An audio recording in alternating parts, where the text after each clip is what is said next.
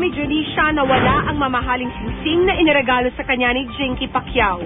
Naisulat nitong linggo ang aksidenteng pagkakahulog daw sa suot-suot na singsing ni Mami Junisha habang naglalakad ito sa kanilang kalye sa General Santos City. Naiulat din na ang diamanteng singsing na mula sa manugang nitong si Jinky ay tinatayang nagkakahalaga ng 180,000 pesos. Kahapon, eksklusibong nakausap ng Showbiz Central via phone patch si Mami Junisha tungkol sa balita, kung saan kinumpirma niya ang pagkawala ng pang-araw-araw niyang alahas matapos mapagkaguluhan ng mga tao noong April 1, Biyernes ng gabi. Araw-araw, walang tanggal sa kamay ko. Kaya lang, gilipat na ko sa kaliwa. Maliit pala talaga ang daliri ko sa kaliwa. Masikip sa kanan. Gilipat na ko. Maluwag pala eh. Malakas ang ulan dito.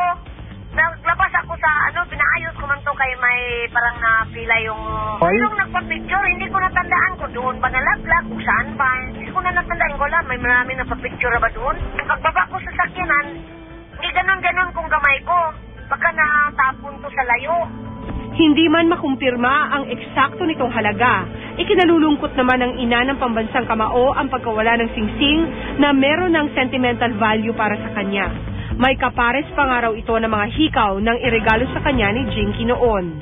Sa aming panayam kahapon, hindi pa raw na ibabalita ni Mami Junisha sa manugang ang insidente. Wala pa. Pag magbalik na si Jinky dito, mag-uwi man daw siya ngayong... Naman ko lang, Monday ba, Tuesday ba siya mag-uwi? Mag-uwi siya dito dinsan, isabi ko na sa kanya. At sa halip na humiling ng kapalit, si Mami Junisha na mismo ang gumawa ng paraan para makabawi sa nawalang alahas.